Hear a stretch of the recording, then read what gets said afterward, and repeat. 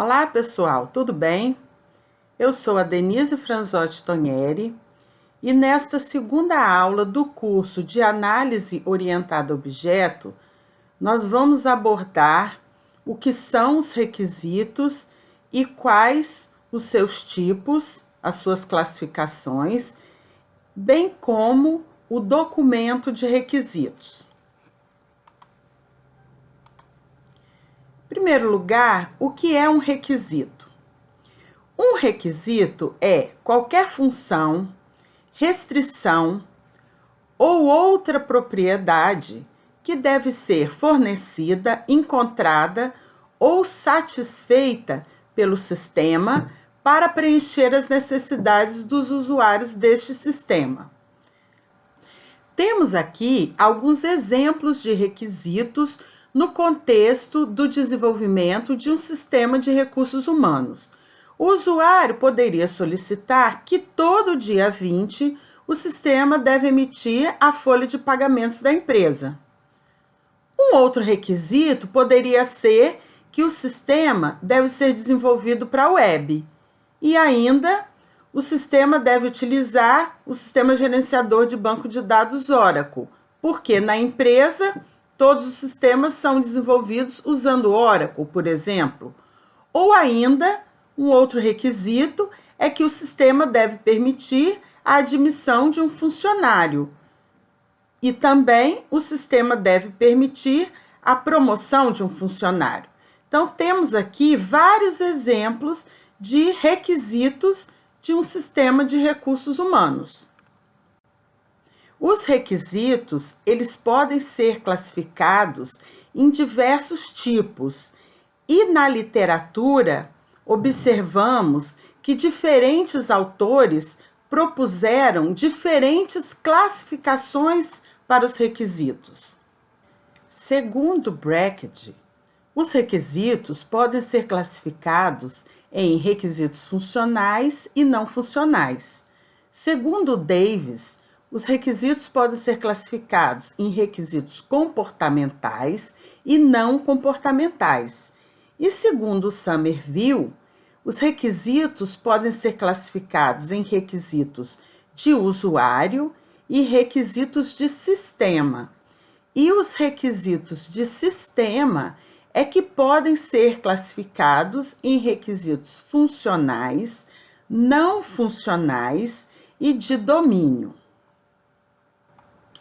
Os requisitos funcionais ou comportamentais têm a mesma definição, ou seja, eles definem as funcionalidades ou comportamentos que devem ser atendidos pelo software, ou seja, definem o que o sistema faz.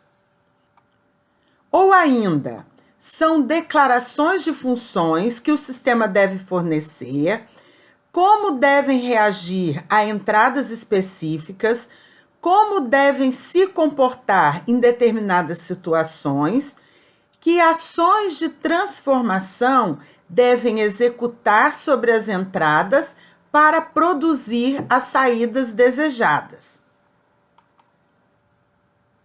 Os requisitos não funcionais ou não comportamentais são as restrições e os atributos de qualidade de software ou ainda de processos de software que devem ser atendidos. Temos aqui alguns exemplos de requisitos não funcionais. O sistema deve ser implantado na data tal. Este é um requisito não funcional importantíssimo, porque todo o processo de desenvolvimento deve ser executado de forma que tudo esteja pronto para implantação na data definida pelo usuário. Um outro exemplo, o sistema deve ser desenvolvido em Java, ou ainda, o sistema deve ser desenvolvido utilizando-se o framework Scrum. Isso é um requisito não funcional relativo ao processo de software, que vai definir toda a organização do desenvolvimento. O sistema deve utilizar o SGBD relacional Oracle. Por exemplo, no caso em que a empresa tenha esse SGBD como padrão. O sistema deve ter segurança contra acesso indevidos, ou ainda o sistema deve ter segurança contra perdas. Também são exemplos de requisitos não funcionais, lembrando que, na verdade, em softwares desenvolvidos profissionalmente, esses dois últimos requisitos não funcionais não precisam ser listados no documento de requisitos.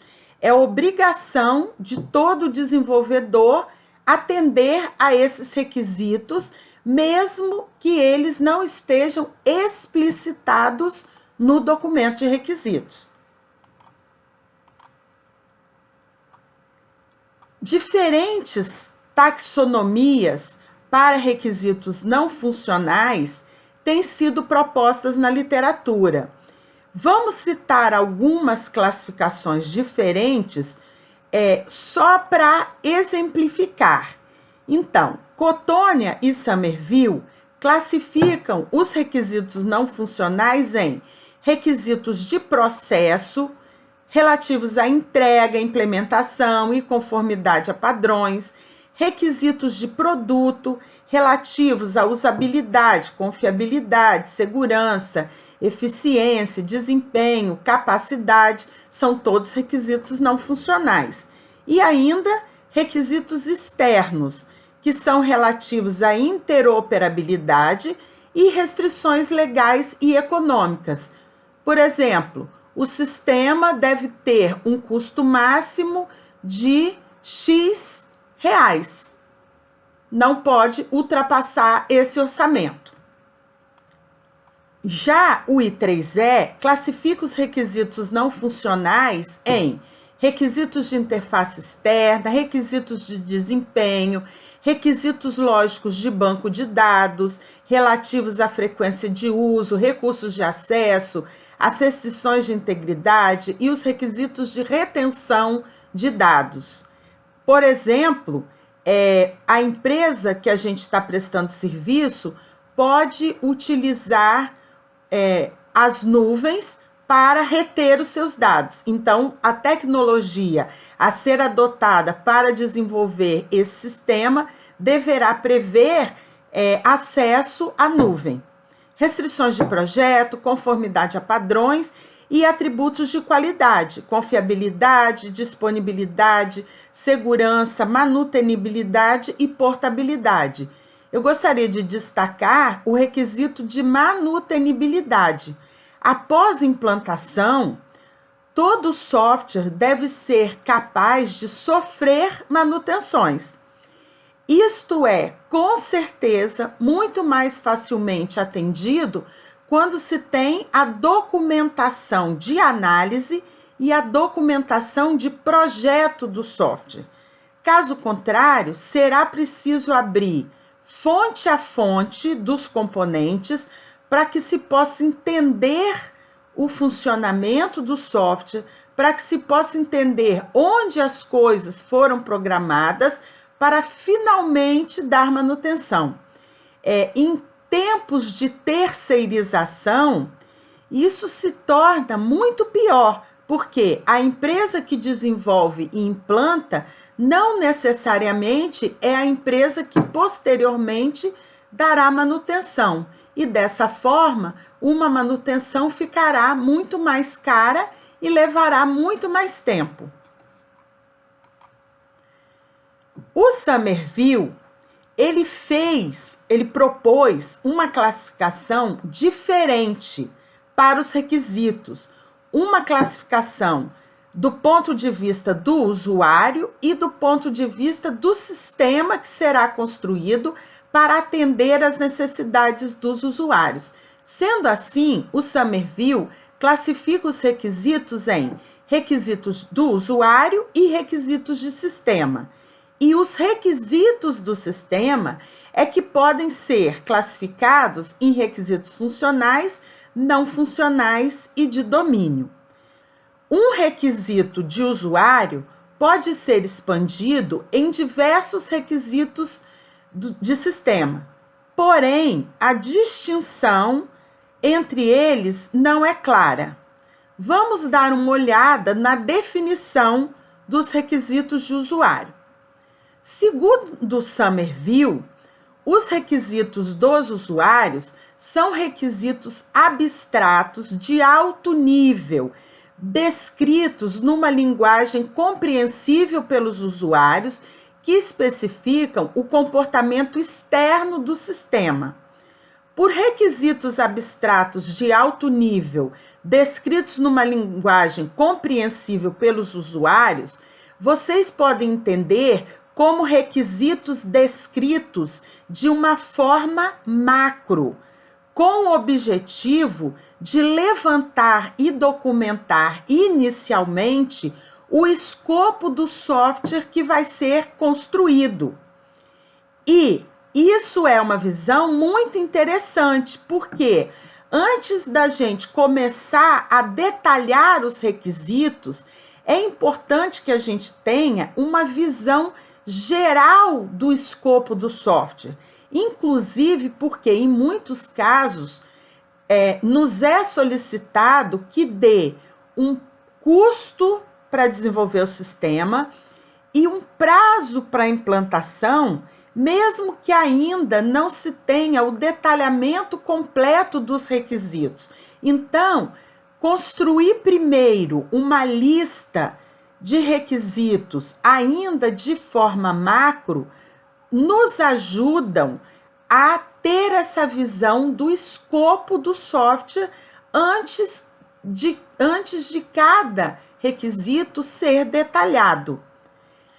São declarações em linguagem natural, como, por exemplo, português, inglês, alemão, e também em diagramas, por exemplo, os diagramas de caso de uso, que vocês vão ver posteriormente. Declarações em linguagem natural e também em diagramas sobre as funções que o sistema deve fornecer e as restrições sobre as quais deve operar. Alguns exemplos. Todo dia 20, o sistema de RH deve gerar a folha de pagamento. Isto é um requisito de usuário porque, se você passar essa declaração para um desenvolvedor, ele não vai conseguir construir os componentes necessários para calcular em detalhes o salário líquido de cada um dos funcionários da empresa. Para isso, posteriormente, esse requisito de usuário será descrito de forma detalhada como um requisito de sistema. Um outro exemplo: o software deve oferecer um meio de representar e acessar arquivos externos criados por outras ferramentas. Estão aqui 2 exemplos de requisitos de usuários, espero que vocês tenham entendido. Os requisitos de sistema, segundo Somerville, são as descrições detalhadas dos requisitos dos usuários. Os requisitos de sistema, eles estabelecem detalhadamente as funções e restrições do sistema. E neste caso, o documento de requisitos que será gerado deve ser preciso e completo. A partir dos requisitos dos usuários, a partir do momento em que temos uma lista completa do escopo do software que será construído, poderemos, a partir de cada requisito de usuário, começar o detalhamento desses requisitos, gerando os requisitos de sistema. Os requisitos de sistema podem ser classificados em requisitos funcionais e não funcionais, cujas definições já vimos anteriormente, mas também podem ser classificados em requisitos de domínio. Os requisitos de domínio são requisitos que se originam do domínio de aplicação do sistema e refletem características desse domínio, podendo ser funcionais ou não funcionais. Somerville fez essa definição para deixar bem claro que os requisitos dentro de uma empresa pertencem a áreas de negócio diferente. Então, pensando numa empresa como um todo, temos requisitos da área de pagamentos, da área de recebimentos, da área de abastecimento, da área de RH, da área de produção, da área de logística, da área de distribuição e por aí vai. Se você classifica os requisitos primeiro em requisitos de domínio, isso vai facilitar a identificação, por exemplo, de duplicação de requisitos, ou seja, requisitos de pagamentos que poderiam estar listados no domínio abastecimento de maneira errada. Exemplo prático: um sistema de abastecimento a ser construído, a ser programado, o final dele é, a partir do momento em que as notas fiscais que acompanham a entrega de produtos são conferidas física e financeiramente, essa nota fiscal estando correta, ela deverá ser paga. No entanto, a rotina que vai gerar o pagamento a ser realizado, ela pertence ao sistema de pagamentos e não ao sistema de abastecimento. Então, se você pratica a engenharia de domínio, ou seja, se você primeiro classifica os requisitos por domínio, por área de negócio, vai ficar mais claro perceber, vai ficar mais fácil perceber que esse requisito relativo à geração de um registro de pagamento a ser efetuado pertence a um sistema de pagamentos. Então, portanto, ele deve ser programado pela galera do sistema de pagamentos e deve ser reusado pela galera que vai programar o sistema de abastecimento. Espero que essa explicação tenha deixado mais claro. Na prática, galera, dificilmente você vai encontrar uma empresa que utilize essa definição ou pratique os requisitos de domínio. Normalmente, o que se vê por aí é levantamento e documentação de requisitos funcionais e não funcionais somente. Para terminar a aula 2, vamos abordar o documento de requisitos. O documento de requisitos é uma declaração oficial e formal dos requisitos de um sistema e deverá ser, inclusive, aprovado junto aos usuários, junto ao patrocinador do projeto, para que, posteriormente, a partir do documento de requisitos, seja realizado o projeto do sistema, a construção, os testes e, finalmente, a implantação.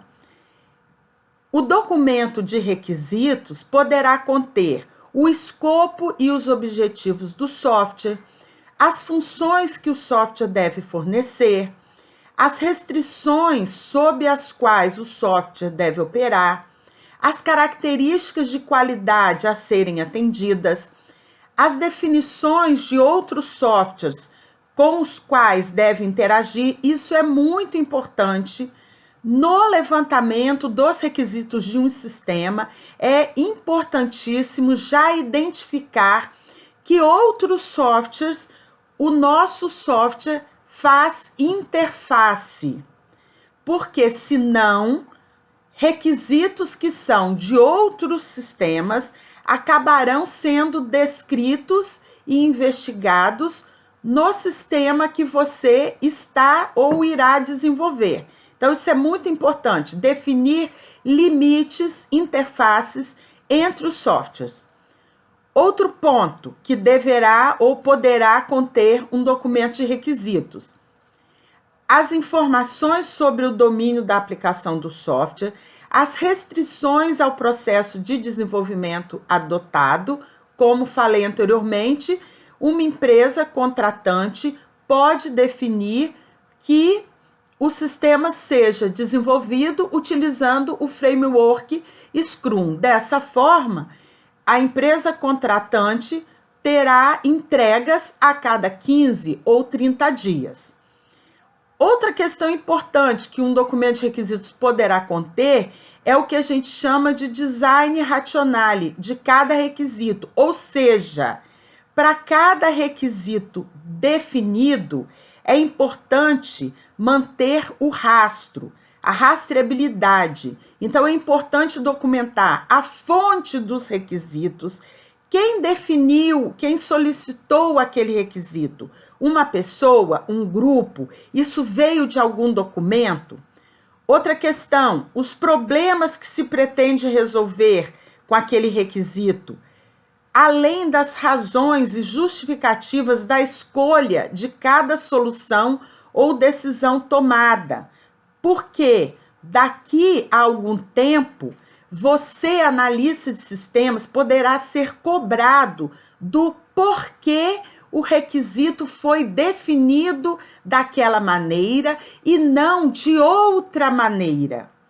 Então, se você documenta as alternativas consideradas e a solução adotada e a justificativa para a adoção daquela solução, é uma dor de cabeça a menos que você terá posteriormente.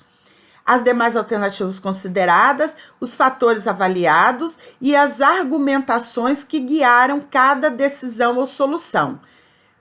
Quando se tem conflito na definição de um requisito, isso se torna essencial para que depois não venham falar que aquele requisito foi mal definido e que tinha uma solução melhor. Muitas vezes até tinha uma solução melhor, porém uma restrição econômica inviabilizou aquela decisão. Então, é importante documentar isso. Daqui a 1 ano ou 2, você, analista de sistema, não vai lembrar mais por que aquele requisito foi definido daquela forma. Então, se você quer evitar dor de cabeça, posteriormente, faça o design rationale. Outra questão importante é que um documento de requisitos, ao final dessa atividade, ele tem que ser aprovado pelos usuários que participaram da definição desses requisitos, bem como deve ser aprovado junto ao patrocinador ou alguém delegado ou definido por ele. Então, esse é um documento que fará parte integrante do contrato de construção do software. Esse documento servirá de base para o planejamento do projeto. Então, é importante que ele esteja completo. É claro que, se você não está recebendo para gerar esse documento, se você foi convidado a levantar os requisitos, os problemas a serem resolvidos, e foi solicitado a você uma data provável de implantação e o custo do projeto, e esse é um levantamento que você vai fazer sem receber, é claro que você precisa fazer esse levantamento para que você tenha uma noção do tamanho do sistema, para que você entenda o escopo do sistema a ser construído e possa fazer as suas estimativas. No entanto, se você não está recebendo por isso, é claro que você não vai detalhar as funções de maneira completa nem nada disso. Mas mesmo para você calcular as suas estimativas e fornecer um prazo, um cronograma e um custo do projeto, você precisará levantar esses requisitos, porque senão a sua estimativa terá uma alta probabilidade de erro, né? Então, isso é um ponto importante a considerar. O documento de requisitos, ele pode ser usado por diferentes pessoas. Por exemplo, ele pode ser usado pelos clientes e patrocinadores que usam o documento para fornecer uma base contratual para seu desenvolvimento. Como eu falei agora há pouco, o documento de requisitos, ele é parte integrante de um contrato de desenvolvimento de software. Ele pode ser usado por usuários e especialistas de domínio que vão ler o documento para verificar se ele representa suas necessidades e, caso necessário, ele vai solicitar mudanças durante o desenvolvimento ou após a implantação.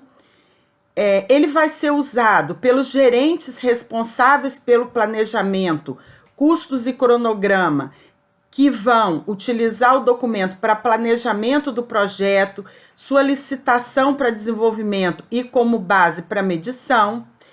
Engenheiros de software responsáveis pelas atividades subsequentes de projeto e implementação, que vão usar o documento para entender o que vai ser desenvolvido. Engenheiros de teste ou testadores que vão usar o documento para derivar os casos de teste que validarão se o software construído está de acordo com os requisitos especificados. O testador prepara seus casos de teste com muito mais segurança, tendo um documento de requisitos em mãos, e vai fazer seu trabalho com maior qualidade.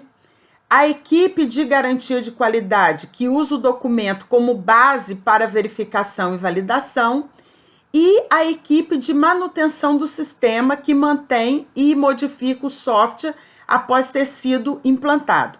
Como eu falei agora há pouco, dar manutenção em software que não tenha documentação é muito mais difícil, custoso e sujeito a riscos desnecessários. Se você chegou até aqui, muito obrigada e já sabe o que fazer. Dê um like e se inscreva no canal.